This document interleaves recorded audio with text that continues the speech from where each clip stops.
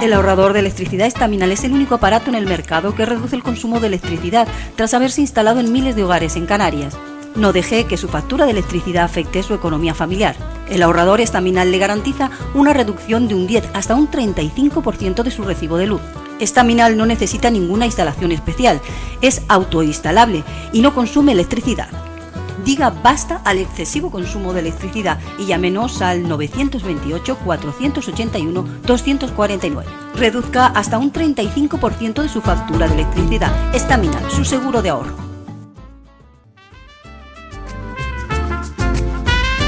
Ahorrador de electricidad Estaminal. Tras muchos años de implantación en Canarias, les ofrecemos la posibilidad de ahorrar de un 10 hasta un 35% del consumo de su factura de electricidad. Tenemos un ahorrador que se adapta a sus necesidades, sea cual sea su tipo de negocio o industria. Muchos ahorradores puede encontrar en el mercado, pero solo Estaminal ha demostrado su eficacia. No deje que los gastos abusivos de electricidad afecten su economía de negocio. Pídanos presupuesto sin compromiso al 928-481-249. Ahorrador de energía Estaminal, la solución a sus problemas de exceso de consumo. Ahorre de un 10 hasta un 35% de su factura de electricidad.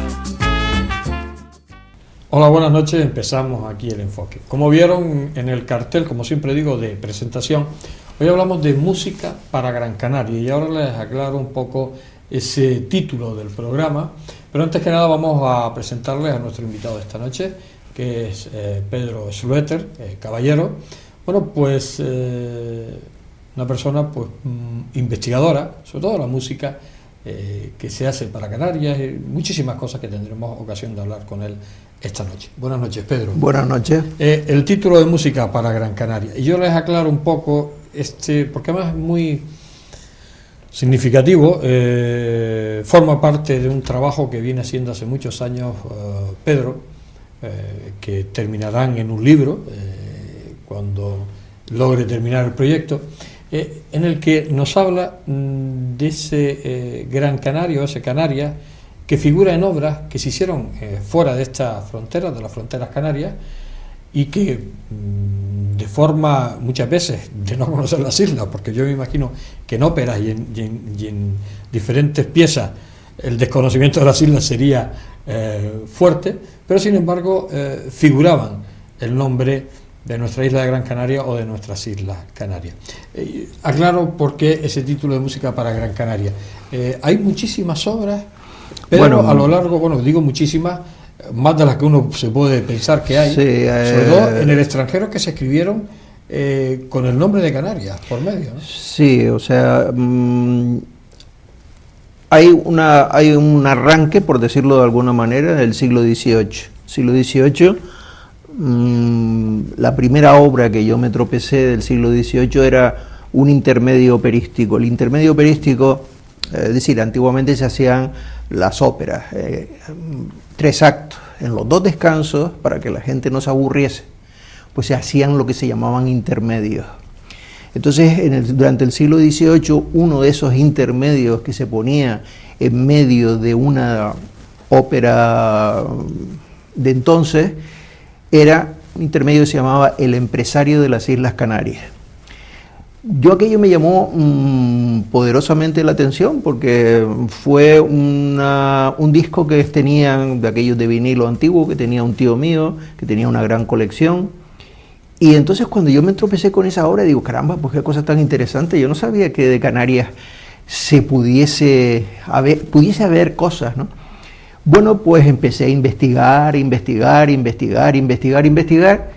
y lo cierto fue que descubrí que a ese mismo intermedio, para empezar, le habían puesto música 5 compositores del siglo XVIII italiano.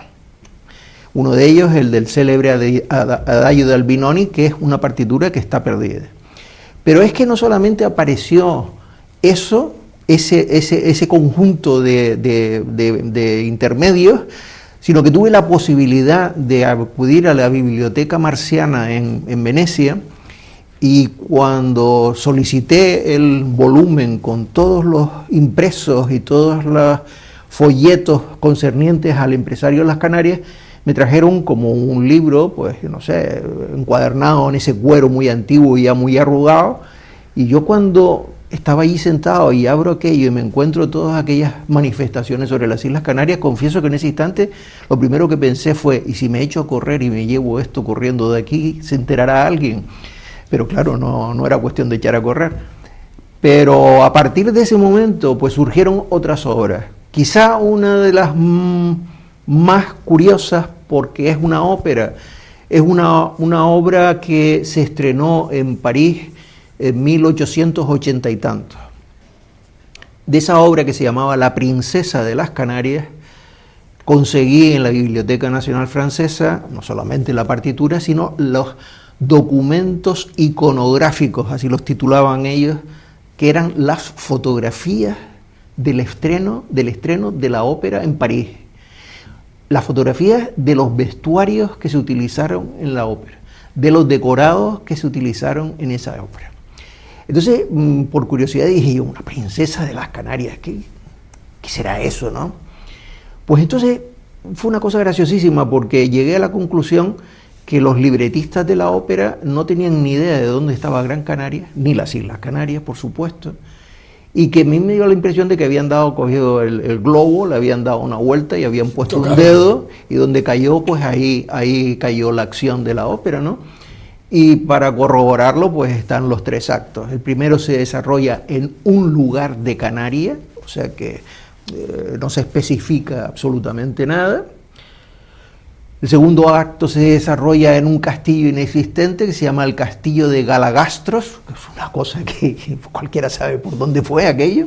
Y el tercero, para acabarla de remachar, era en el vestíbulo de la Plaza de Toros de Las Palmas, que como nunca ha habido Plaza de Toros, pues todavía con más razón, ¿no? Entonces, eso fue un detalle curiosísimo. Yo en ese instante dije, pero bueno, ¿y por qué todo este tipo de rastros de las Islas Canarias en la música? Porque esto no tiene razón de ser. Y concretamente en el siglo XVIII acudía un investigador que estaba en Florencia, el señor Romagnoli, que era un especialista en las obras de esa época, y me dio una respuesta muy sencilla. Dice, en esa época lo que privaba era lo nuevo, lo anecdótico, lo que aparecía. Las Islas Canarias eran algo como muy situadas en un sitio al que nadie pues procuraba, no iba o no se conocía mucho, y eso fue lo que de alguna manera contribuyó a que las Islas Canarias pertenecieran adentro de la parte musical a un conjunto de obras que se han hecho y se hicieron, mejor dicho, sobre ellas. La princesa de las Canarias se desarrolla en Gran Canaria. El intermedio operístico que decía antes, pues también, porque es un señor que va a Europa, un canario, dice él, soy canario de nación, va a Europa en busca de la primera cantante para formar su compañía. Y la primera cantante, en el texto, le dice, pero oiga, ¿cómo quiere usted que yo cante una ópera en ese lugar si yo no sé el lenguaje? que se utiliza es, se dice, usted no se preocupe por el lenguaje, lo que importa es que lance unos cuantos gritos, unas cuantas notas, que eso es lo importante de cara al auditorio. Entonces, todo ese conjunto de cosas se fueron sumando. Hay otras óperas también que se estrenan en Inglaterra, se estrenan en Alemania, de las que también tengo hechas las fotocopias de las partituras. Se llama Il Governatore, el gobernador de las Islas Canarias. O sea, siempre se utiliza de una forma general las islas, y eso es una cosa interesantísima. Después están ya un conjunto de personas que a lo largo del siglo, finales del XIX, principio del XX, con la apertura del puerto, ya empiezan a llegar una serie de personas, empiezan a llegar una serie de viajeros. Tenemos el caso curiosísimo de Camilo Saint-Saëns, francés, que estuvo aquí en 7 ocasiones, le gustó tanto la isla, era un señor que padecía de los bronquios y siempre en invierno buscaba un lugar donde venir a pasar el invierno, ¿no? La historia de Saint-Saëns aquí es para hablar largo y tendido. Él estuvo muy satisfecho con el clima, con la situación aquí, y bueno, estaba contentísimo, hizo muchas amistades, y entre las cosas que era a lo que yo iba y me interesaba, compuso también obras dedicadas concretamente a Gran Canaria, a Las Palmas. Una de las partituras se llamaba Las Campanas de Las Palmas. Entonces él reproducía el repique de las campanas de la catedral. Había otra que se llamaba el Vals Canariote. Después había obras dedicadas a diferentes personajes de esta isla. Es decir, que es una especie de filón. Para mí era un filón que no tenía ni idea de lo que podía dar de sí, y al cabo de los años, de los muchos años que llevo ya con esto, pues puedo decir que si sumo los compositores de los que he hablado, más directores de banda de los que han venido por aquí, más compositores incluso de una música un poco más ligera y todo ese tipo de músicos, pues he reunido ya más de un centenar de músicos, algunos de los cuales pues tienen más de una obra. Y esa es la historia. La historia es una historia como muy amplia. Evidentemente no se puede tratar de la misma manera a un gran compositor del 18 italiano o del 19 francés, como fueron estos, a un director de banda. Es decir, hay que salvar las distancias, ¿no? Y por ahí es por donde, de alguna manera, he enfocado la cuestión. ¿Ha habido interés por parte de las instituciones? Porque tú llevas unos años estudiando e investigando en este tema. Bueno, por parte de las instituciones insulares. Esta investigación que yo hice tuvo un momento muy bueno, en el sentido de conseguir una ayuda por parte del gobierno de Canarias, estando de presidente Jerónimo Saavedra, con el cual pude hacer el viaje a Venecia y a París para buscar las partituras de las que acabo de hablar, pero posteriormente la cosa se ha venido abajo y lógicamente, pues bueno, lo sigo haciendo a ratos libres, pero ahí está el trabajo. Porque este tipo de investigación, hombre, yo creo que incluso promociona un poco a las islas, ¿no? Y promociona a la isla de Gran Canaria a través de la música y a través de que en aquella época, de forma anecdótica o no, se salía el nombre de las islas. Es que, yo creo que esto se lo podía buscar una vuelta. Yo lo he intentado, yo lo he intentado en más de una ocasión, he ofrecido ese tipo de obras, he hablado de esas posibilidades, de las obras, pues no solamente estamos hablando del campo de ópera o del campo de la zarzuela, que también las hay, sino desde un punto de vista sinfónico o piezas para piano, o violín y piano, cosas de ese tipo, ¿no? Pero no hay, o sea, la sensibilidad vamos a decirlo finamente, en lo que se circunscribe al aspecto musical no brilla por su ausencia, ¿no? Vamos a decirlo así. Claro, y es una pena, pero... Pedro, ¿por qué en estas islas, y sobre todo en esta isla redonda, bueno, aquí hay una desidia en cuanto al tema de cultura, porque a veces se nos va la fuerza por la boca, sobre todo la clase política, de hablar de la cultura, del apoyo a la cultura, pero después realmente cuando hay que dar la nota, aquí lo que hay es una desidia, prácticamente intentamos ser capital o como sede cultural del 2016, me parece, tal, nos gastamos una pasta terrible, pero después realmente los propios artistas, el mundo que está ahí, que está intentando hacer cultura, realmente están totalmente desasistidos y nadie les hace caso. Por lo menos hablo de las instituciones, lógicamente, públicas, ¿no? Yo en esto tengo una idea. Y tú tienes mucho bagaje en ese tema, en esto tengo ya una idea quizá más clara o a lo mejor no es tan clara, según alguien pueda decirlo. Pero yo creo que lo que en estos momentos priva y hay que ir, a lo que hay que ir, es a olvidarnos de las instituciones políticas como mantenedoras de una cultura. La cultura lo que tiene que hacer es buscar a ver si esa ley de mecenazgo de alguna vez sale adelante y claro, se lleva a la práctica, y que de alguna manera el músico, el pintor, el actor, el que crea una compañía, pues tenga una cierta libertad a la hora de movimiento y no siempre estar presentando un proyecto a un sitio en donde en ese sitio, pues, para mí es complicadísimo que 1, 2, 3, 4 personas puedan decidir con un criterio general amplísimo sobre si esa obra o ese cuadro, esto es bueno o no es bueno, o está bien o no está bien. Es muy complicado, y siempre pongo un ejemplo. Para mí una de las profesiones que no comprendo es el del crítico de música. ¿Por qué? Porque un señor que es crítico de música y el día que tiene que hacer una crítica de música tiene que ir al teatro y le duele una muela o le duele el estómago, es imposible que le pueda hacer uno una buena crítica de esto. Yo creo que además eso va en función del gusto de la persona. Cierto que hay personas que necesitan esa crítica para dejarse guiar y para poder llegar a algo, a llegar a alguna cosa. Comprendo, pero es que es una cosa realmente inconcebible. Un señor que a lo mejor se pone a escribir, no hay quien lo entienda, porque escribe para 4, para 3, o para 2, o para sí mismo, y ahí está la cosa. Bueno, eso hemos derivado hacia otros sitios, pero en realidad lo que yo quería decir era que cada cual tiene hoy en día que luchar por sacar su proyecto adelante. Claro.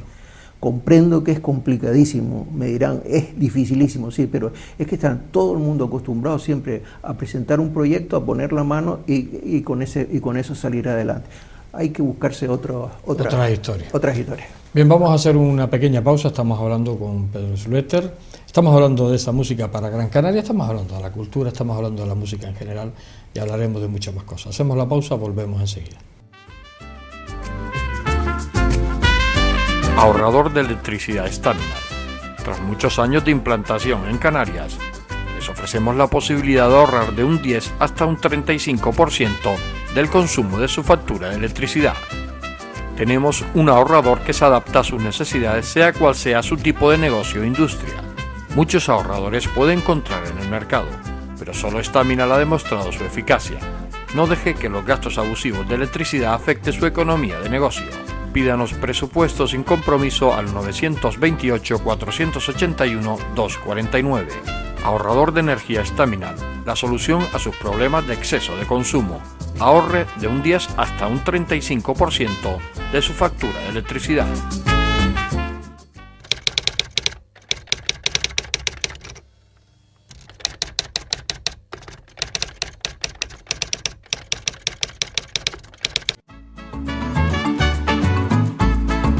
El ahorrador de electricidad Staminar es el único aparato en el mercado que reduce el consumo de electricidad tras haberse instalado en miles de hogares en Canarias. No deje que su factura de electricidad afecte su economía familiar. El ahorrador Staminar le garantiza una reducción de un 10 hasta un 35% de su recibo de luz. Staminar no necesita ninguna instalación especial, es autoinstalable y no consume electricidad. Diga basta al excesivo consumo de electricidad y llámenos al 928-481-249. Reduzca hasta un 35% de su factura de electricidad. Staminar, su seguro de ahorro. Seguimos aquí en el enfoque y seguimos hablando con Pedro Schlueter acerca de esa música para Gran Canaria. Estamos hablando de esa cultura y además él decía en la última parte de la intervención que hay que buscarse, cada uno tiene que buscarse las lentejas, porque mamá política o mamá institución política pues no está por la labor, más que no es porque no tengan la obligación de apoyar la cultura, que la tendrían, pero bueno, últimamente lo utilizan para otras cosas. Y lógicamente, bueno, pues habrá que buscarse los millos, como se decía antiguamente, por otro lado, y buscarse la vida el artista para poder, pues poder llegar a algún sitio. Estamos hablando de la música, estamos hablando de la cultura, estamos hablando de un poco de tú que llevas muchos años relacionado con la cultura, con esa música que sigues en plena efervescencia. Ahora me estoy acordando de tus conferencias, tus ciclos de conferencias que llevas. Son 14 años. 14 años. Ahora en octubre hará 14 años. De forma ininterrumpida. Sí, realmente ininterrumpida, bueno, salvo los clásicos parones que suelen haber en verano, y alguna gripe de estas que se mete por medio. Y cosas llevas así. 14 años con esos ciclos de conferencias. Sí, he llegado ya en el SICA, que he tenido la gran suerte de contar con su ayuda desde un primer momento y me han brindado la posibilidad de seguir haciendo estos ciclos de música que yo he titulado la Música y Palabras. Ya he pasado el centenar, ahí ya voy por las 102 o 103 conferencias, con es para mí una grandísima satisfacción poderlas dar y sobre todo porque la gente, curiosamente, pues acude con bastante. Eso es importante, sobre todo porque si el conferenciante se ve vacío, pues como que le quita a uno la motivación, ¿no? Porque será que no estoy yo en mi línea, pero bueno, tenerlos llenos, como además lo hablábamos fuera de micrófono, de llenar el SICA en la parte baja, eso no lo hace todo el mundo. Incluso hay algunos cantantes o algunas obras musicales que no llegan ni a la mitad del aforo de la parte de abajo. Ahora mismo se me está ocurriendo, esto de que hablabas tú, me está viniendo a la mente el museo de Domingo Rivero, de Pepe Rivero, que este hombre, yo creo que hay que hacerle un monumento, porque este hombre en los últimos tiempos, de forma desinteresada, ha hecho una labor y tú estás relacionado con este museo en cuanto a la cultura, en cuanto a ser un exponente de que todo el mundo puede exponer, de que todo el mundo se hacen conferencias, de una actividad febril, ¿no? Es un ejemplo a imitar. Un ejemplo a imitar que un particular haya puesto un museo, el salón de actos del museo, a disposición de toda persona que quiera presentar pues un libro, hacer una exposición de cuadros o alguna que otra actividad. Y digo nosotros porque somos un grupo, una asociación que hemos creado hace 2 años que se llama El Real de las Tres Palmas, vimos la posibilidad de ofrecerle al Museo Domingo Rivero una actividad continuada todos los lunes. Los lunes se llamaban los lunes culturales.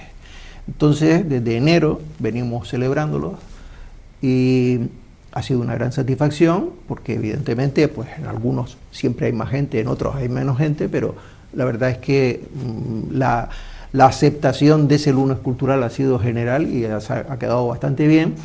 Y entonces estamos dando películas antiguas de música clásica, hemos dado los cuentos de Hoffman, hemos dado las zapatillas rojas, son películas míticas dentro de la filmografía musical. Estamos dando conferencias, se están haciendo también proyecciones de cortos, se está haciendo teatro leído, se están haciendo recitales poéticos y en definitiva un poco ha sido recuperar pues lo que yo al menos recuerdo que era el ABC de la cultura en mis tiempos de juventud. El Museo Canario organizaba actividades de este tipo, lecturas poéticas, recitales, teatro leído, a veces teatro representado. O sea, que había una gran cantidad de actividades. Yo recuerdo, no y sé era si tú te algo acuerdas, asombroso por la cantidad de gente. La revista hablada Palabra. Revista Brava Palabra. Que eso llevaba, que iba recorriendo, era al aire libre y venían por diferentes historias. Pero, o sea, se hacían una gran cantidad de actividades con cosas que hoy en día, por eso decía yo que hay que buscar otros medios de proyección de la cultura, no a través de la proyección típica oficial, sino que cada cual pueda también un poco sembrar dentro de sus propias parcelas, aunque sean reducidas, para ir así poquito a poco, ¿verdad?, creando cultura. Pues repito, en el Museo de Domingo Rivero está su nieto, Pepe Rivero, que es una persona, ya digo, fantástica, que le brinda a uno todas las posibilidades de poder hacer todo ese tipo de cosas, y que pues ya ha pasado, creo que en estos días pasados, ha pasado de sus 100 actividades en 2 años que lleva. O sea que ya quisiera eso muchísima gente, muchísimos centros culturales y muchísimas entidades. Y además sobre todo de esta forma, como decías tú, de un particular que no gana un duro en eso y que ha invertido pues su tiempo y su dinero. Y entonces dice uno, bueno, pero ¿y por qué no se puede hacer eso más? ¿Por qué no hay más particulares? ¿Por qué no hay más posibilidades de hacer este tipo de cosas? ¿Por qué no hay más particulares? Bueno, pues incluso a lo mejor particulares, pues incluso quien dice, yo qué sé, salones que puedan existir por los barrios y cosas de esas, que se dispongan y se les dejen a la gente para que reciten sus poemas y hagan su teatro, que a lo mejor al principio es inconcebible porque no hay por dónde cogerlo, de acuerdo, pero por todos sitios por algún sitio hay que empezar. Está claro. Además, sobre todo porque yo creo que Canarias, porque siempre se dijo que Canarias, bueno, pues que aquí la cultura bueno, la gente no tenía esa afición por la cultura, y yo creo que es al revés. Totalmente. Aquí la gente ávida de cultura y bueno, además lo ves que cualquier cosa, tú lo decías en tus conferencias, pero cualquier actividad cultural, la gente acude. Y la gente acude más. Hay, por ejemplo, un ejemplo que bueno, es fantástico. En la segunda mitad del siglo XIX, para remontarnos todavía a dónde puede venir toda esa gran gusto cultural que existe en esta isla, era normal que se formaran por una serie de personas, pues pequeñas compañías de teatro, pequeñas compañías de ópera, y se hiciesen funciones en el Teatro Cairasco, que entonces estaba en el Gabinete Literario. Todavía no existía lo que hoy conocemos por el Teatro Pérez Galdós, y luego había otra actividad paralela, que decía uno, bueno, pero ¿por dónde puede venirle esos conocimientos a la gente, a nuestros antepasados? Pues lo tenían porque se compraban partituras, hacían audiciones privadas en las casas, se recitaba, había otro sistema de vida, no existía la televisión, no existían otra serie de cosas, pero lógicamente existía eso. Bueno, pues uno de los acontecimientos más esperados normalmente en esta isla era cuando atracaba un barco de vapor de una línea italiana que empezaba a Génova, Barcelona, Gran Canaria, Montevideo y Buenos Aires. Esa línea la utilizaban las grandes compañías de ópera para ir a cantar a Sudamérica. ¿Qué ocurría? Que hacían escala en Gran Canaria, en el puerto. Los socios más activos del gabinete literario, según sabían ya que iban a llegar y sabían que iba a estar cualquier gran cantante, ya estaban pegados en el barco, los hacían bajar, los invitaban, los llevaban de excursión a Tafira por la carretera del centro, les ofrecían una gran comida en un célebre restaurante que dice de un tal señor Ojeda que estaba a la entrada de Tafira. Los cantantes venían entusiasmados porque habían descubierto las papas arrugadas. A las señoras les regalaban jaulas con pájaros y 20.000 tropecientas cosas, y entonces cuando traían de regreso a los cantantes a la ciudad, los llevaban al gabinete literario. ¿Qué ocurría? Que previamente por Las Palmas había corrido la noticia de que iba a venir a cantar tal cantante. No que fuera a venir a cantar tal cantante, venían a visitar. Lo que pasa es que con la presencia de todos no le quedaba más remedio que cantar. Pero bueno, así se oyó aquí a muchísimos grandes cantantes, a Beniamino Gigli. Por aquí han estado Caruso, Beniamino Gigli, en el paso ese de Europa a América. Han habido cantantes tan extraordinarios como un señor que todavía conserva la plazoleta a su nombre al lado del teatro, que es el tenor Stagno, que es un tenor italiano. Bueno, pues ese tenor italiano prometió, porque al principio a la ida no estaba en condiciones, que a la vuelta él haría un recital. Y le dijeron, bueno, ¿y el recital? Dice, no, el recital es para la gente pobre y para levantar el teatro, terminar de levantar el teatro. No estaba levantado entonces todavía el Pierre Galdós. Ese tipo de actividad, ese tipo de relación existente entonces, eso es lo que yo creo que se podría recuperar de alguna manera. De alguna manera. Hablamos, otro de los temas que teníamos en este programa de esta noche, hablar de la Sociedad Filarmónica. La Sociedad Filarmónica, parte importante de la vida musical de estas islas, y sobre todo esta isla de Gran Canaria, se crea en 1845, si mal no quiero equivocarme, hasta la fecha. ¿Qué podemos decir de la Sociedad Filarmónica? La Sociedad Filarmónica ha supuesto para esta ciudad, bueno, antes hablaba yo de que existían o han existido diversos pilares de la cultura dentro de esta isla, ¿no? Hablaba de la económica, hablaba del Museo Canario, del Teatro Pérez Galdós y de 20.000 cosas más, ¿no? Pero fundamentalmente también la Sociedad Filarmónica, creada con la diferencia de un año con el Gabinete Literario, han sido dos entidades que le han dado a esta ciudad, pues, bueno, muchísimo, a nivel cultural, a nivel político, porque también ahí en el Gabinete Literario se gestaron diversas cuestiones políticas de entonces, ¿no? Pero la Sociedad Filarmónica ha sido el motor de la música en esta ciudad, y contra las críticas adversas que las hay a veces contra la Sociedad Filarmónica, yo digo que es una verdadera tristeza que por parte de las personas que hagan una crítica un tanto destructiva y así pasar por encima, no tengan en cuenta la actividad y la labor que han realizado los directivos a través de todas las épocas. Esos directivos han creado al principio sin el elemento que venía de fuera, sino todo con gente de la localidad, se hacían los grandes conciertos. Y esos conciertos, aparte de la parte musical, por decirlo así, tenían también una parte poética, donde se recitaba poesía, y también donde señores hacían como una especie de desarrollo de algunos asuntos que interesaban entonces a la sociedad. Es decir, que eran tres partes que a lo mejor podían empezar, yo no sé, pero por lo que se cuece dentro de un programa de eso, podía empezar a las 6 de la tarde y acabar a las 12 o a la 1 de la madrugada, porque era algo asombroso. Entonces, quien organizaba mucho ese tipo de cosas era la Sociedad Filarmónica.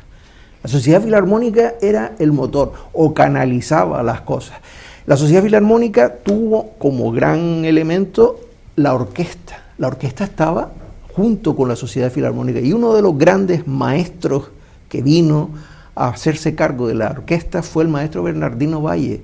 Bernardino Valle no solamente fue director, no solamente fue maestro de tantísimas personas aquí a nivel de canto, sino que compuso y tiene un catálogo extensísimo de obras dedicadas a Canarias. Ahí tenemos un caso más de la música para Canarias. Un zaragozano que se viene aquí, lo nombran director de la orquesta, y en el tiempo, porque ya no se va de aquí, crea familia, hace una labor maravillosa en el sentido de componer una serie de obras que no son ni una ni dos, son bastante. Vamos a hacer un pequeño alto. Seguimos hablando con Pedro Zuleter, seguimos hablando de esa música para Gran Canaria, y en este caso, que hemos hablado de la cultura, hablamos de la Sociedad Filarmónica, que seguiremos hablando en la última parte. Hasta ahora.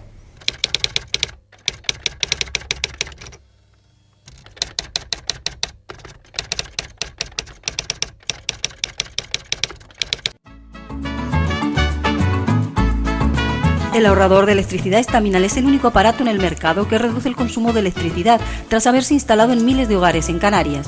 No deje que su factura de electricidad afecte su economía familiar. El ahorrador estaminal le garantiza una reducción de un 10 hasta un 35% de su recibo de luz. Estaminal no necesita ninguna instalación especial, es autoinstalable y no consume electricidad. Diga basta al excesivo consumo de electricidad y llámenos al 928-481-249.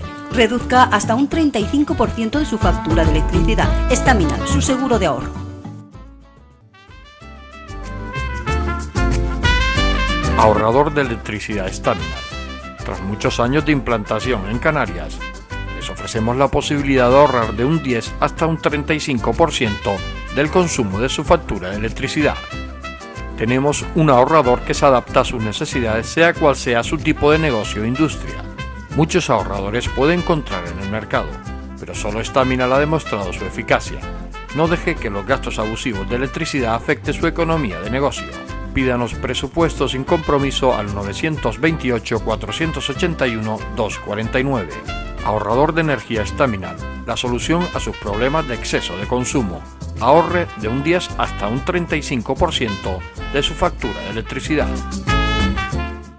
Llegamos a la última parte del enfoque de esta noche, que estamos hablando de esa música para Gran Canaria. Como comentaba Pedro en la última intervención, incluso el tema de Bernardino Valle, que bueno, llega aquí y se instala, porque además se afianza en esta isla y compone muchísimas piezas para Canarias y de Canarias. Y bueno, estábamos hablando de esta sociedad filarmónica. Hay un momento en que la orquesta sale de la sociedad filarmónica, sí, ya en la actualidad, me refiero a los años 60, además, puede ser, o 70. Creo que eran los 70, la verdad es que yo a veces las fechas las recuerdo muy mal. Sí sé que estaba en ese momento, pertenecía a la directiva de la sociedad filarmónica y fue un mal trago. ¿Estabas tú como socio? Yo estaba como vicesecretario. Estabas en la directiva. Estaba en la directiva y la verdad fue una cosa que a mí me falta por estudiar todavía cómo fue ese periodo a través de la prensa, porque hay testimonios en la prensa de lo que ocurrió, y más los testimonios y más la visión particular, yo quisiera establecer una verdadera y auténtico.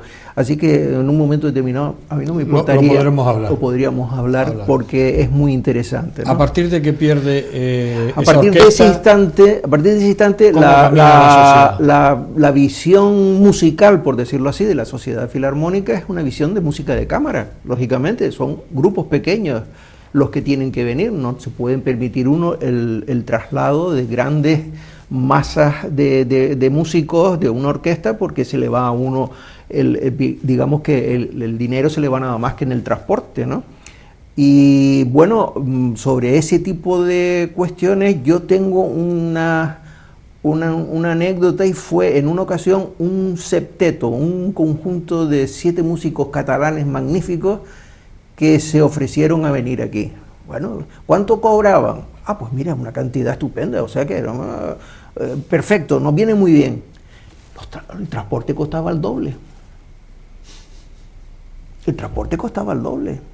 Entonces tuvimos que hacer una serie de malabarismos para poderlos traer, y los trajimos. Se trajo a ese conjunto que era estupendo, fantástico, no sé cuánto. Pero la anécdota fue que el transporte costó el doble del caché de lo que ellos cobraban. Que eso nos viene a la pregunta, que a veces también esa insularidad la pagamos, ¿no?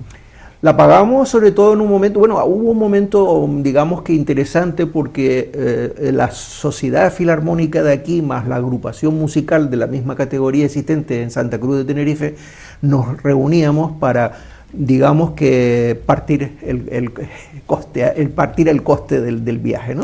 Pues se venían primero a Tenerife, o venían primero aquí, luego allá, y entonces pues se pagaba mitad uno y mitad otro, con lo cual de alguna manera pues se podía, digamos que llevar esto bastante bien. ¿Qué ocurrió? Bueno, pues que la verdad es que aquí la sociedad filarmónica siguió, y la de Tenerife pues no siguió el mismo ritmo, entonces pues hubo que afrontar los gastos en solitario, ¿no? Pero hoy por hoy sigue siendo pues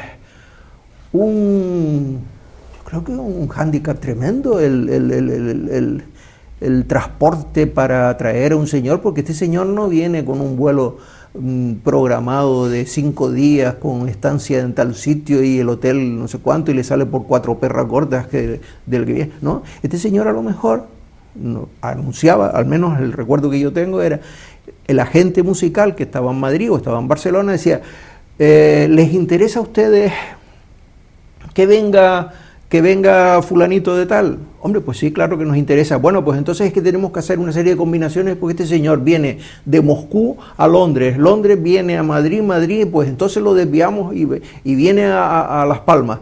Y bueno, y eso saldrá carísimo, ¿no? Y dice, no, pero es que de esa manera nosotros combinamos y si tenemos una entrada más por Gran Canaria, pues tantísimo mejor.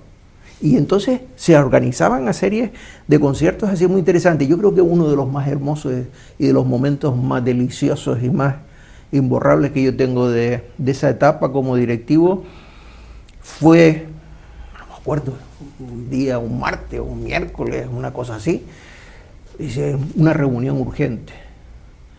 ¿Qué pasa? Pues nada, que hemos recibido un telegrama del director Daniel Barenboim que quiere venir a tocar Chopin a Las Palmas, que toque lo que quiera y cuando quiera, ¿no? Al domingo a las 12 de la mañana, una cosa inusual, un concierto a las 12 de la mañana, bueno, pues como que sea, pero es que detrás de todo eso había una cosa muy curiosa y muy, muy bonita.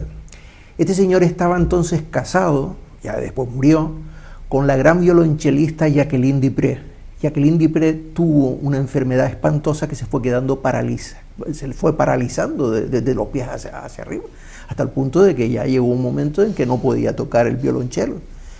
Y el recuerdo que yo tengo de ese concierto era este hombre tocando un Chopin que jamás en la vida he vuelto a oír, y mientras tanto un sillón en un lateral del escenario de ella, totalmente desmadejada porque no controlaba ya muchos de los movimientos, escuchándolo.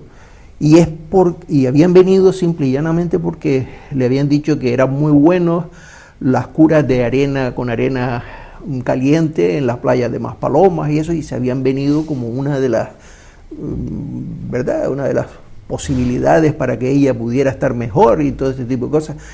Y fue un concierto inenarrable, como otros muchos que han habido, ¿no? Por supuesto, se podría contar 20.000 anécdotas de los conciertos en la etapa que estuve yo como directivo, ¿no?